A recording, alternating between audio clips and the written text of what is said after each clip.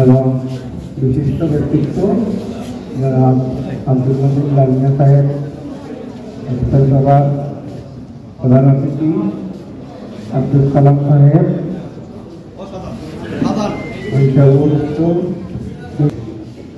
সম্মানিত উপস্থিতি, আপনারা জানেন জয়তুল ওয়েলফেয়ার দীর্ঘদিন থেকে দেখতেছি।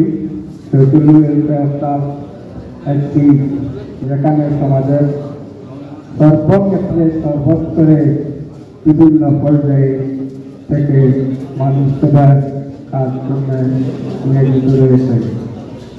গৃহ নির্মাণ, বস্ত্র, খাদ্য কাজকর্ম করে যাচ্ছে, যা আমাদের সমাজের জন্য একটি অনুকরণীয় দৃষ্টান্ত হিসাবে থাকছে। তাই আমি অনুরোধ করব সমাজের আরও জয়তুল ওয়েলফেয়ার ট্রাস্টের পৃষ্ঠপোষক জনাব আব্দুল মজিদ লামিয়া সাহেব একটি অনুকরণীয় দৃষ্টান্ত, সেইভাবে সমাজের আরও বিদ্যমান অনেক লোক রয়েছেন আমাদের সমাজে, সেটা সবার জন্য আমরা খুব কম দেখতে পাই যে মানুষ হাজারকে না বলতে চিল্লা হিসাবে কবুল করেন।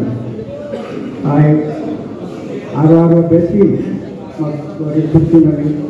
মানুষের পাশে থেকে যেন পাশে থাকে এবং পাশে থেকে মানুষের কাজকর্ম চালিয়ে যেতে পারে। আসসালামু আলাইকুম।